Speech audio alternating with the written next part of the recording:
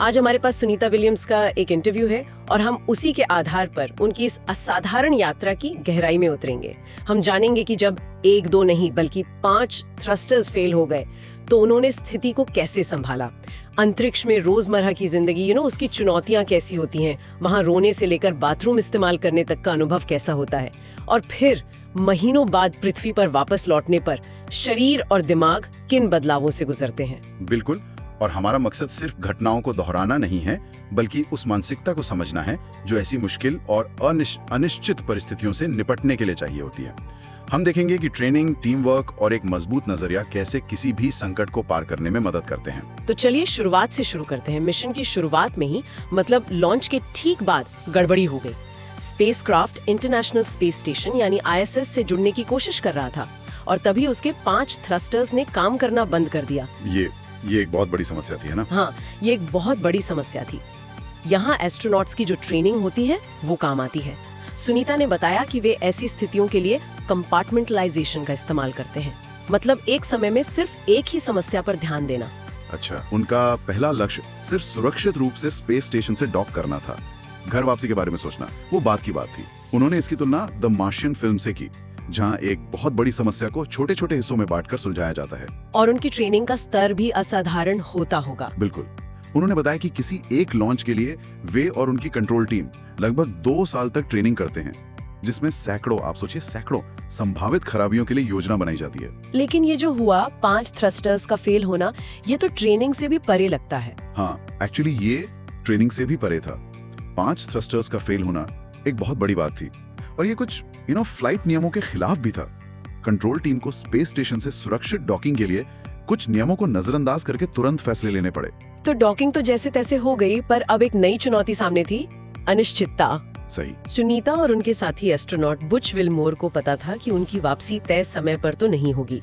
जमीन पर टीम समस्या को समझने और ठीक करने में लगी थी, लेकिन अंतरिक्ष में बैठे हुए उन्हें ऐसा महसूस हो रहा था कि वे समाधान की प्रक्रिया का हिस्सा नहीं बन पा रहे हैं। बिल्कुल, और यहीं पर धैर्य का महत्व समझ में आता है। सुनीता को ये अंदाजा हो गया था कि समस्या को ठीक होने में वक्त लगेगा और अगला स्पेसक्राफ्ट 6 महीने बाद ही आएगा, तो उनकी वापसी भी शायद तभी संभव होगी। ओह, ये समझना बहुत मुश्किल था, खासकर जब उन्हें अपने परिवार को फोन करके ये बताना पड़ा कि वे शायद अगले साल तक घर नहीं आएंगी। तो इस दौरान उन्होंने खुद को कैसे व्यस्त रखा? मेरा मतलब, जब आपके पास करने को कुछ ना हो और सिर्फ इंतजार करना हो। देखिए, उन्होंने खुद के लिए अफसोस करने के बजाय टीम की मदद करने में खुद को लगा दिया, जैसे खाना एक जगह से दूसरी जगह रखना, या फिर टॉयलेट की सप्लाई पर काम करना, या दूसरे क्रू मेंबर्स के जो एक्सपेरिमेंट्स थे उनमें उनकी मदद करना। जबकि मीडिया में तो खबरें चल रही थी कि वो अंतरिक्ष में फंस गई हैं। हाँ, लेकिन सुनीता ने कहा कि उन्हें कभी डर नहीं लगा या उन्होंने उम्मीद नहीं खोई। उन्हें पता था कि हजारों लोग जमीन पर इस समस्या को सुलझाने में लगे हैं और वो लगातार अपने परिवार के संपर्क में थी, तो उनके परिवार वाले भी ज्यादा चिंतित नहीं थे। चलिए अब अंतरिक्ष में रोजमर्रा की जिंदगी की कुछ दिलचस्प बातों पर आते हैं। हाँ। जैसे एक सवाल जो मेरे दिमाग में हमेशा आता है, क्या अंतरिक्ष में रोना संभव है? हाँ, बिल्कुल संभव है।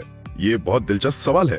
सुनीता ने बताया कि उन्हें अपने परिवार और अपने कुत्ते की बहुत याद आती थी, लेकिन वहाँ आंसू नीचे नहीं गिरते, वो आपकी आंखों पर एक पानी के गोले की तरह जमा हो जाते हैं। ओह, मतलब वो बहते नहीं हैं? नहीं, वो सरफेस टेंशन की वजह से आंख से चिपके रहते हैं और धीरे धीरे इतने बड़े हो जाते हैं कि आपको कुछ दिखाई देना बंद हो जाता है। और भी शारीरिक चुनौतियाँ होंगी, जैसे बाथरूम का इस्तेमाल? हाँ, उन्होंने बताया कि वो सबसे मुश्किल कामों में से एक है, क्योंकि वहाँ कोई ग्रेविटी असिस्ट नहीं होता, आपको पूरी तरह से कमिट करना पड़ता है। और एक मजेदार बात उन्होंने बताई कि वहाँ लोग बहुत ज्यादा फार्ट करते हैं, शायद खाने में इस्तेमाल होने वाले प्रिजर्वेटिव्स की वजह से। अच्छा, और वहाँ की गंध और आवाज कैसे होती है, मतलब एक बंद डिब्बे में महीनों तक?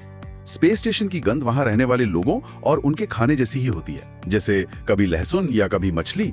और आवाजों की बात करें तो स्टेशन के जो धातु के हिस्से हैं वो सूरज की गर्मी से फैलते और सिकुड़ते हैं, जिससे चटकने और कराहने जैसी आवाजें आती हैं, जैसे कोई पुराना घर हो। बिल्कुल, और इसके अलावा पंखों और पंपों के चलने की आवाज तो लगातार आती ही रहती है। तो उनकी सबसे बड़ी मुसीबत तो उनका अपना स्पेसक्राफ्ट था, पर एक और खतरा था जो बाहर से आया। हाँ, और ये शायद सबसे डरावना अनुभव था। एक रात उनके ऑर्बिट के ठीक नीचे एक सैटेलाइट में विस्फोट हो गया, जिससे मलबे का खतरा पैदा हो गया। सभी क्रू मेंबर्स को आधी रात में जगाकर अपने अपने स्पेसक्राफ्ट में सेफ हेवन के लिए जाने को कहा गया। सेफ हेवन, इसका क्या मतलब है? ये एक तरह की बैकअप योजना है।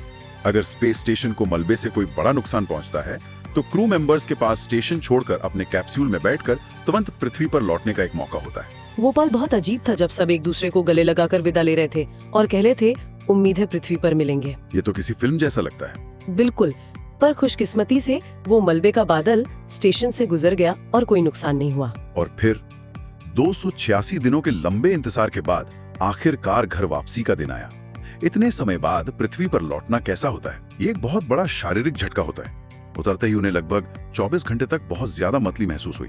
ऐसा इसलिए होता है क्योंकि अंतरिक्ष में शरीर का जो न्यूरोवेस्टिबुलर सिस्टम है, जो हमारा संतुलन बनाता है, वो एक तरह से काम करना बंद कर देता है। अच्छा। और जब आप धरती पर वापस आते हैं तो वो सिस्टम अचानक से फिर से काम करना शुरू कर देता है और आपका दिमाग कंफ्यूज हो जाता है। और पूरी तरह से सामान्य होने में कितना वक्त लगा? लगभग 1 महीने का समय लगा। शुरुआती कुछ दिनों तक तो उन्हें चलने के लिए भी सहारे की जरूरत पड़ी, पर उन्होंने उन छोटी छोटी चीजों का भी जिक्र किया जिन्हें वे बहुत मिस करती थी, जैसे हाथ धोने के लिए एक सिंक या शॉवर में पानी का शरीर पर गिरना, हवा का एहसास। सही बात है, ये ऐसी चीजें हैं जिन पर हम ध्यान भी नहीं देते। बिल्कुल। और एक बहुत ही भावुक पल था जब उन्होंने पृथ्वी पर आकर पहली चीज खाई, एक ग्रिल्ड चीज सैंडविच।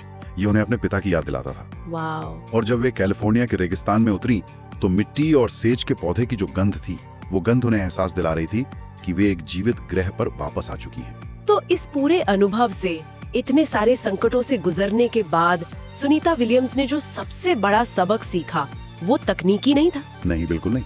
जब वे वापस आई तो दुनिया भर से, मतलब हर देश, हर धर्म और हर तरह की राजनीति के लोगों ने उनका स्वागत किया।